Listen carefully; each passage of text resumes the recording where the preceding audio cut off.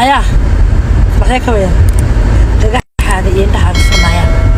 Soo fadhiisa halka naya farxee ka weyn. Adaan ku baahan xaq soo fadhiiso. Farxee ka weeray. Barta iska soo xaadiriya.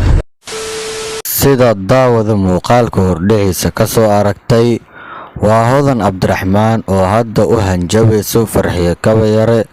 Farxiyo in ay afaaraheeda soo gashay ama ay ismaagan yihiin aad baraha bulshada hadda dagaalkooda uu u qabsaday. Si aan kula wadaago fadlan nagu soo biir oo asxaabteena ka mid noqo adigoo janaalka subscribe dhahanayo gambaleelkan u furanayo muuqaalkana like tala dhacayo wixii fikirkaaga ee commentiga noo la wadaag.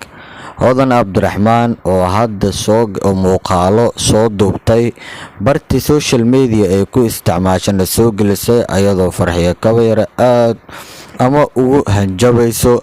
Farxiyo Kabayare afaaraheeda ay ka bixi weysay ay hadda ay tahay naag iska celinaysa dagaalna diyaar u ah u soo fadhiistay ayada darteeda. Afaaraheed dambana inay soo gasho haddii isku daydo ay dagaal diyaar u tahay haddana ay soo diyaar garowday.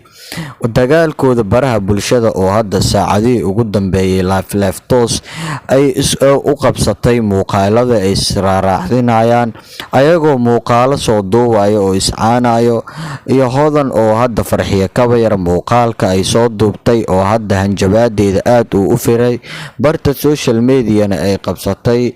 Dagaalkooda oo hadda saacadooyin yar ka hor uu zaid u xoogeystay maadaama Hodan Cabdiraxmaan oo muuqaalka ay soo duubtay ay ku leedahay naag ila facaya tahay waa iska ka celinaya dagaalna diyaar ayaa u ah kaanimana cabsanayo waxa artid la imo. Dagaalkooda aad u gelgelay saacadooyin yarna uuna qabsaday baraha bulshadana isticmaalkooda hadda uu dagaalkooda live-kooda toos ee iscaynayaan ama Hodan Cabdiraxmaan muuqaalkeedana uu aad u baahay ayadoo dhahayso waa iska ka dhicinaya dagaalkana diyaar ayaa u ahay hadda aniga ii soo fakanaysidna waa arki doontaa ee soo soco. Farxiyo oo hadda ilaa hadda laga soo hadlin ama muuqaal laga haani laakiin Hodan Cabdiraxmaan oo muuqaal laga hayo ayadoo sheegaysa in ay dagaal diyaar u tahay wax walbo dhacona qofkii ayada isku taagtaagi laan qofkii ama ayada dagaal la diyaar ay iska celinayso. Soo dhawow daawade muuqaal ayaan kula wadaagi doonaa